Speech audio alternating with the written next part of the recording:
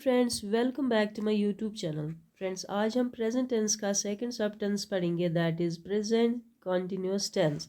सबसे पहले देखेंगे इसका स्ट्रक्चरल फॉर्मूला।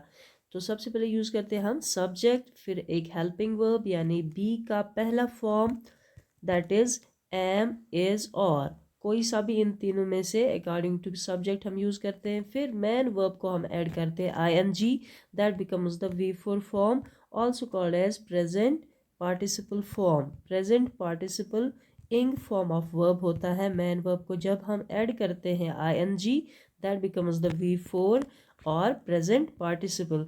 फिर सेंटेंस को कंप्लीट करने के लिए हम कभी यूज़ करते हैं ऑब्जेक्ट, कभी एडवर्ब या फिर एडवर्ब फ्रेज। तो यहाँ पर एग्जाम्पल देखेंगे हम अकॉर्डिंग टू द स्ट्रक्चर।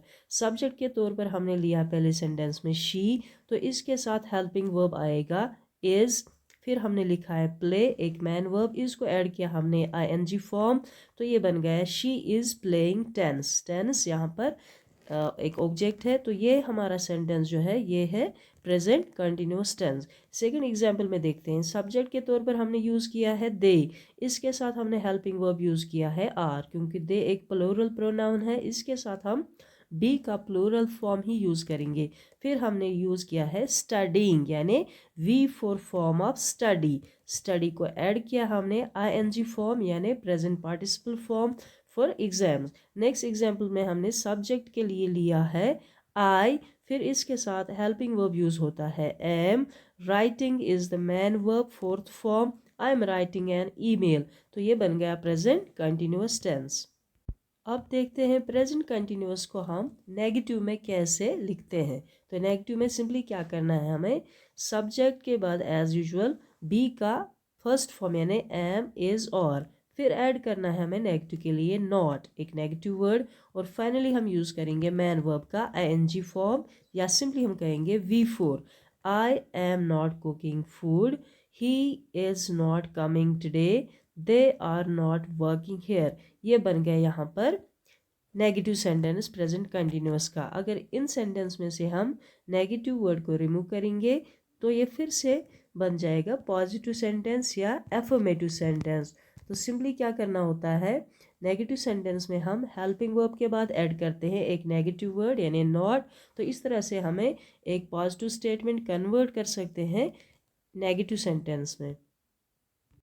अब अगर हमें एक पॉजिटिव सेंटेंस को इंट्रोगेटिव यानी क्वेश्चन बनाना होगा तो क्या चेंजेस कर सकते हैं। सिंपली हम फॉर्मूला का जो है इसमें हम order of the words change करेंगे, यानी हेल्पिंग वर्ब से हम इंट्रोड्यूस करेंगे अपने सेंटेंस को, फिर यूज़ करेंगे सब्जेक्ट और फाइनली यूज़ करेंगे मैन वर्ब। यानी ये सेंटेंस नॉर्मल वे में होगा आई एम ट्रबलिंग यू, लेकिन जब हम इसका क्वेश्चन बनाएंगे तो इसका जो हेल्पिंग वर्ब है बी फॉर्म है एम, इसको हमने सेंटेंस के आगे में लाया है, फिर लिखा हमने आई जो कि एक सब्जेक्ट है, फिर लिखा हमने वी फोर यानी मैन वर्ब का fourth form. Am I troubling you is the question और you can say interrogative sentence. तो ये वाला सेंटेंस जो है बेसिकली ये है he is doing hard work. सिर्फ हमने सब्जेक्ट और हेल्पिंग वर्ब का यहाँ पे ऑर्डर चेंज किया है। पहले हमने हेल्पिंग वर्ब इज को लिया है, फिर इसके बाद हमने ही जो कि एक सब्जेक्ट है उसको यूज़ किया है। Is he doing hard work is a question और interrogative. Next, are they waiting for you, ये हो गया इंट्रोगेटिव। अगर इसको हम कन्वर्ट करेंगे, रिवर्ट करेंगे नॉर्मल ऑर्डर में यानी पॉजिटिव बनाएंगे, तो हम पहले सब्जेक्ट लिखते हैं they are waiting for you, लेकिन जब क्वेश्चन बनाना होगा पहले हम हेल्पिंग वर्ब यूज़ करते हैं एम, इज, आर, उसके बाद सब्जेक्ट, फिर मैन वर्ब। इस तरह से एक पॉजिटिव सेंटेंस प्रेजेंट कंटिन्यूअस का इंट्रोगेटिव में हम कन्वर्ट कर सकते हैं। अब देखते हैं प्रेजेंट कंटिन्यूअस टेंस की uses along with the examples. सबसे पहला यूज जो है प्रेजेंट कंटिन्यूअस का, that is it describes the actions that are happening right now. जो अभी करंट टाइम में जब हम बात कर रहे होते हैं, इस वक्त में जो काम होता है, हो रहा होगा, उस काम को डिस्क्राइब करते हैं हम प्रेजेंट कंटिन्यूअस टेंस से। For example, she is talking on the phone. कोई किसी के बारे में पूछता है कि वो क्या कर रही है, वो फ़ोन पर है, हम इसका आंसर करेंगे प्रेजेंट कंटिन्यूअस में she is talking on the phone. या इस टाइम की बात करेंगे तो अभी हम टेंसेस सीख रहे हैं, तो हम बोलेंगे we are learning tenses. So present continuous tense is used for actions happening now. Next, हम प्रेजेंट कंटिन्यूस को टेम्परेरी एक्शंस के लिए भी यूज़ करते हैं जो after some period of time ख़त्म होंगी, कंप्लीट होंगी। यानी he is staying at a hotel, वो अभी होटल में रुका हुआ है। यानी वो होटल में परमानेंटली नहीं रहेगा, वो फिर जाएगा घर, उसके घर में भी काम चल रहा है। दैट मीन्स उसका जो स्टे है होटल में that is temporary. He is staying at a hotel while his house is being renovated. या the baby is sleeping right now, जो बच्चा है सो रहा है, कुछ टाइम के बाद वो जाग जाएगा। तो टेम्परेरी एक्शंस के लिए भी हम प्रेजेंट कंटिन्यूअस यूज़ करते हैं। नेक्स्ट यूजेज जो है प्रेजेंट कंटिन्यूअस का वो है फ्यूचर अरेंजमेंट्स। यानी अगर हमें इमीडिएट फ्यूचर में कोई काम हमने प्लान किया है, जो हम कल करने वाले हैं, नेक्स्ट वीक करने वाले हैं, नेक्स्ट मंथ, जो हमने पहले से फिक्स किया कि हम ये काम करेंगे, तो वो वाला काम भी हम प्रेजेंट कंटिन्यूअस में एक्सप्रेस करते हैं। Like we are meeting for lunch tomorrow, तो पहले से हमने तय किया है कि कल हम लंच पर मिल रहे हैं। या अगर हम कहेंगे कि कल मैं दिल्ली जा रहा हूँ, तो हम कहेंगे I am going to Delhi tomorrow. या he is getting married next month. तो फ्यूचर अरेंजमेंट्स के लिए भी हम प्रेजेंट कंटिन्यूअस का यूज़ करते हैं। Next use is annoyance with always. कभी कभार हम किसी शख्स से, किसी बंदे से अनॉयड होते हैं, चिढ़ते हैं, इरिटेट हो जाते हैं, तब अपना अनोयंस एक्सप्रेस करने के लिए हम प्रेजेंट कंटिन्यूअस यूज़ करते हैं। लेकिन यहाँ पर याद रखना है कि उसके साथ हमें ऑलवेज का यूज़ करना है। For example, he is always interrupting me, वो हमेशा मुझे मेरी बात को टोक रहा है। इंटरप्टिंग मी, मेरे काम में दखल दे रहा है। तो यहाँ पर हम इस सेंटेंस में अनोयंस दिखा रहे हैं, यानी चिड़चिड़ापन, irritation. She is always complaining, वो हमेशा शिकायत करती रहती है। तो इस सेंटेंस को भी हम, इस अनोयंस को, इरिटेशन को हम प्रेजेंट कंटिन्यूअस में दिखाते हैं। या चेंजिंग सिचुएशंस, जो सिचुएशन बदलती रहती है। For example, the weather is getting worse, मौसम बिगड़ता जा रहा है, यानी पहले से ख़राब हो रहा है। तो यहाँ पर हमने प्रेजेंट कंटिन्यूअस यूज़ किया। अब देखते हैं exercise based on this present continuous tense. तो पहला क्वेश्चन है, what is the formula of present continuous tense. अभी हमने फॉर्मूला देखा है। सबसे पहले क्या होगा, इस सेंटेंस में दिखाते हैं सब्जेक्ट पास्ट टेंस, तो हमने अभी स्टार्ट नहीं किया तो ये रिजेक्ट होता है। Next option is subject am is are verb ing form plus object. Third option is subject will verb object, subject has have verb ED plus object. तो यहाँ पर ऑब्जेक्ट, ये सेकंड जो ऑप्शन है वो करेक्ट है। सब्जेक्ट के बाद हमने helping verb am is are, फिर वर्ब का फोर्थ फॉर्म यानी इंग फॉर्म यूज करना है, that is the present continuous tense. Question number second है, when do we use present continuous tense. अभी हमने यूजेस पढ़ी है, किस चीज़ के लिए हम प्रेजेंट कंटिन्यूअस यूज करते हैं। Options are completed actions, daily routines, actions happening now, past habits. देखो पास्ट तो पास्ट के लिए यूज़ करेंगे हम, वो हमने पढ़ा नहीं है। कंप्लीटेड एक्शंस ये तो परफेक्ट के लिए यूज़ होता है, जो हमें अभी पढ़ना है। डेली रूटीन्स हमने पढ़ा लास्ट टाइम, प्रेजेंट सिंपल का ये काम होता है। तो अब रह जाता है यहाँ पर C option, actions happening now, यानी जो करंटली इस मोमेंट में जब हम बात कर रहे होते हैं, इस वक्त में कोई काम हो रहा है, वो हम दिखाते हैं प्रेजेंट कंटिन्यूअस से। नेक्स्ट क्वेश्चन में हमें दिखाना है प्रेजेंट कंटिन्यूअस टेंस का कोई सेंटेंस, यहाँ पर कौन सा करेक्ट है। I write a letter, she was cooking dinner, they are watching TV, he has read a book. तो ये वाला sentence A it's present continuous, he has read a book ये अभी आपको पढ़ना है, परफेक्ट टेंस है। अब कंटिन्यूअस में दो है, वॉचिंग कंटिन्यूअस में होता है V4 यानी इंग फॉर्म ऑफ वर्ब के साथ जब ING फॉर्म होता है। लेकिन अब देखना है हेल्पिंग वर्ब, वॉज जो है ये पास्ट की निशानी है, दैट मीन्स इट्स इनकरेक्ट। और अब रह गया are, that is the indicator of present tense. तो सी ऑप्शन यहाँ पर करेक्ट है। इसका स्ट्रक्चर है दे आर वॉचिंग टीवी, इसमें हेल्पिंग वर्ब बी का पहला फॉर्म और वॉचिंग जो है fourth form verb. Question number 4 is what indicates the present continuous tense. Present continuous tense की इनमें से पहचान क्या है। Options are A am is और V4, was were plus V3, C will plus V1, has have plus V4। तो यहाँ का करेक्ट ऑप्शन जो है दैट इज फर्स्ट, एक तो M is are plus V4 अभी हमने किया है। Next question is which sentence represents a temporary action? तो options are they swim every day, I will read a novel, he eats breakfast at AM, she is staying at a hotel। तो यहाँ पर ये वाला जो है temporary action है। Present continuous हम यूज करते हैं to describe a temporary situation. Next question is identify the sentence with an action happening now. तो करंट सिचुएशन में जो अभी एक्शन जारी है वो एक्सप्रेस करनी है हमें। तो कौन सा सेंटेंस इसके लिए है? We visited the museum yesterday means past.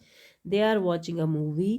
He sings in the choir. She will travel to future, ये फ्यूचर के लिए, sorry, she will travel to Paris. He sings in the choir, ये है प्रेजेंट सिंपल का, इसमें V1 use हुआ है। अब रह गया option B, they are watching a movie is the correct answer. Next is in annoyance we use present continuous. जब हमें अनोयंस दिखाना होगा यानी इरिटेशन, तो हम प्रेजेंट कंटिन्यूस के साथ एक वर्ड यूज करते हैं, that is options are never, always, yesterday, often. So the correct answer is always. Next, what is the correct form of I write in present continuous? I write, एक तो write का हम use करेंगे V4 और I के साथ लगाए हम एक हेल्पिंग वर्ब यानी am। तो जहाँ पर हम देखेंगे ये कॉम्बिनेशन, सो आई राइटिंग, इसमें am नहीं है तो incorrect. I am writing, B option is correct, इसमें V4 भी है, इंग फॉर्म भी है और am भी है।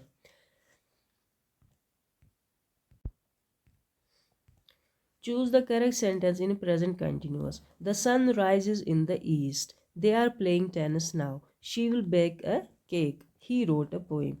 The sun rises in the east, ये हमने लास्ट टाइम किया, प्रेजेंट सिंपल टेंस है।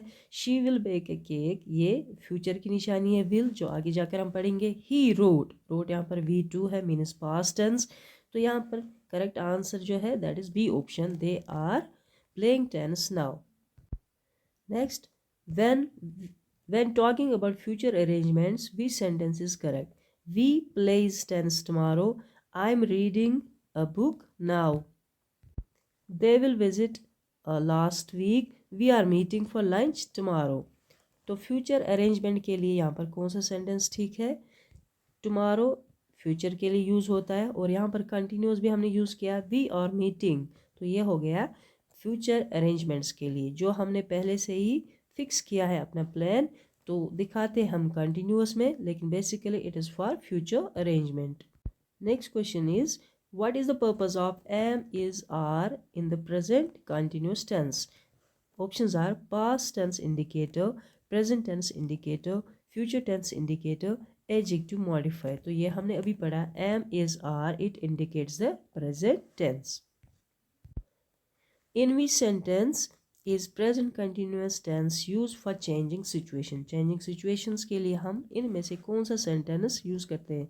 The sun sets in the evening, ये हो गया डेली हैबिट रूटीन, तो ये होगा, ये यहाँ पर यूज होगा यहाँ पर present simple. The weather is getting worse, तो इसमें ये ऑप्शन जो है चेंजिंग सिचुएशन में है। I wrote a poem past के लिए, दे विल ट्रैवल ये फ्यूचर के लिए।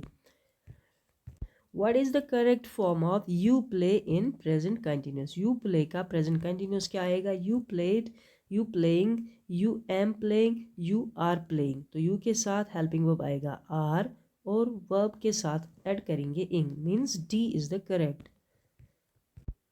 Which sentence represents an ongoing action? जो काम अभी जारी है, चल रहा है, उसके लिए यहाँ पर कौन सा सेंटेंस ठीक है? I am working on a project. She danced at the party.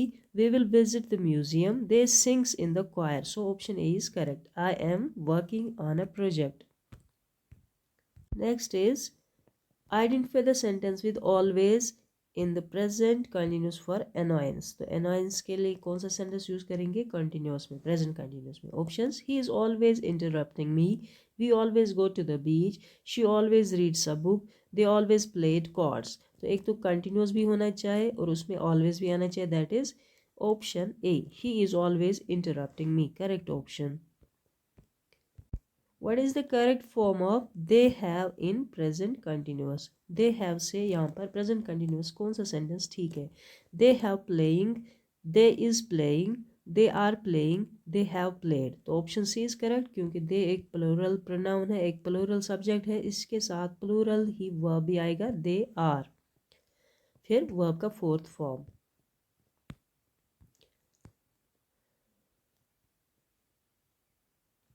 Choose the correct sentence in present continuous tense. I was writing a letter. She is cooking dinner. He reads a book. They will travel next month. तो यहाँ पर option B correct है। इसमें is आएगा जो कि present का indication है और कुकिंग वर्ब का fourth form. Next sentence is what is the negative form of I am studying. ये पॉजिटिव स्टेटमेंट है प्रेजेंट कंटिन्यूस का। अब इसका नेगेटिव देखना है तो सिंपली इसको ऐड करेंगे हम नॉट हेल्पिंग वर्ब के बाद। I am not studying is the correct option. I not am studying, I am studying not, I am studying no. तो option A इसमें correct है। This sentence indicates a past habit. He reads a book every day. I am reading a book. She will visit tomorrow. We played soccer yesterday. The next question है which sentence is correct? He reading a book every day. I'm reading a book. She will read tomorrow. We are playing soccer yesterday. तो इसमें जो correct option है that is B. I am reading a book. So the last question is what is the correct form of we play? Present continuous में हमें इसका दिखाना है correct sentence. We play. We am playing. We playing, we are playing. तो option D is correct. So that is all from today's quiz and today's lecture. So मिलते हैं next video में। तो दोस्तों अगर आप इस चैनल पर नए हैं तो सब्सक्राइब करना ना भूलें। Thank you for watching.